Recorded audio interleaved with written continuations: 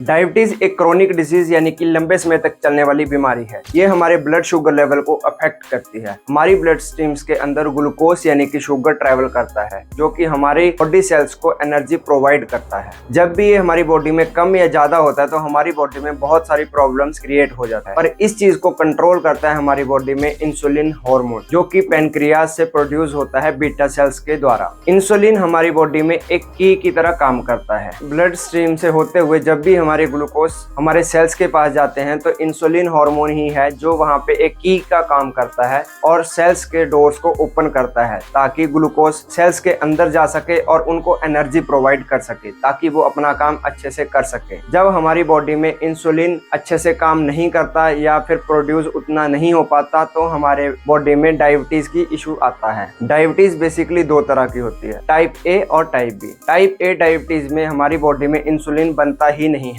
या फिर हमारा इम्यून सिस्टम खुद ही उन सेल्स को मारना शुरू कर देता है। टाइप 1 डायबिटीज की केसेस शुरू से ही आना शुरू हो जाते हैं, यानी कि ये बाय बर्थ ही प्रॉब्लम शुरू हो जाती है। अगर टाइप 2 डायबिटीज जो कि आजकल मेनली पाई जाती है, ये बच्चे बूढ़े जवान सभी में पाई जाती है। इस केस में हमारी बॉडी इनफ इंसुलिन नहीं बनाती है, जितना इंसुलिन हमें चाहिए उतने नहीं बना पाती है, या हमारी बॉडी इंसुलिन को प्रॉपर्ली काम नहीं करने देते हैं, जिसकी वजह से टाइप 2 डायबिटीज होती है। सिंपली हमारी बॉडी में क्या होता है, जब भी हम कुछ भी खाते हैं यानी कार्ब्स खाते हैं, हमारी बॉडी का डाइजेस्टिव सिस्टम इसको ग्लूकोज की फॉर्म में कन्वर्ट कर देता है। उसके बाद ये ब्लड स्ट्रीम में ट्रैवल करता रहता है। जब तक हमारी बॉडी में इंसुलिन प्रोड्यूस नहीं होगा तब तक इस ग्लूकोज को हमारी बॉडी सेल्स यूज नहीं कर सकते अपनी एनर्जी के लिए, जिससे कि ये प्रॉब्लम बढ़ती जाती है। हमारा शुगर लेवल इसी से बढ़ता है। आपने देखा होगा कि जब भी हम खाना खाते हैं तो 1-2 घंटे के लिए हमारा ब्लड शुगर लेवल एकदम से हाई चला जाता है। उसी केस में डॉक्टर हमें कई बार मना करते हैं कि आलू और चावल वगैरह चीजें ना खाएं, क्योंकि ये होते हैं सिंपल कार्ब्स। ये एकदम से एब्जॉर्ब हो जाते हैं हमारी बॉडी में। डायबिटीज में भी आगे 2 टाइप होते हैं, हाइपरग्लाइसीमिया एंड हाइपोग्लाइसीमिया।